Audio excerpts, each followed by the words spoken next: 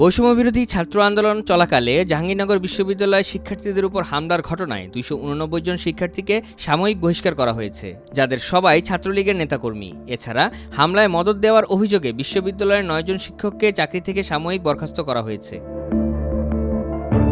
গত 17 মার্চ দিবাগত রাত 3টায় বিশ্ববিদ্যালয়ের সিন্ডিকেট সভা শেষে উপাচার্য অধ্যাপক মোহাম্মদ কামরুল আহসান এসব তথ্য নিশ্চিত করেন। এর আগে এদিন বেলা 11টায় বিশ্ববিদ্যালয়ের নতুন প্রশাসনিক ভবনের কাউন্সিল কক্ষে সিন্ডিকেট সভা শুরু হয়।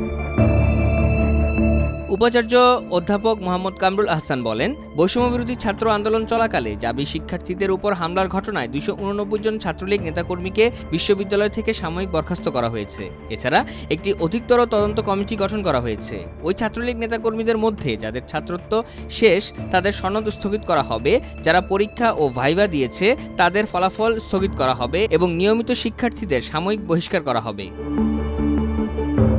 তিনি বলেন, আন্দোলন চলাকালে বিশ্ববিদ্যালয়ে ছাত্রলীগ ও পুলিশি হামলায় সংশ্লিষ্টতার অভিযোগে 9 জন শিক্ষককে সাময়িক বরখাস্ত করা হয়েছে। প্রাথমিক তদন্তে আরও কয়েকজন শিক্ষকের বিরুদ্ধে হামলার জড়িত থাকার অভিযোগ পাওয়া গেছে। তাদের বিষয়ে বিস্তারিত তথ্য প্রমাণ সংগ্রহ করতে স্ট্রাকচার্ড কমিটি গঠন করা হয়েছে।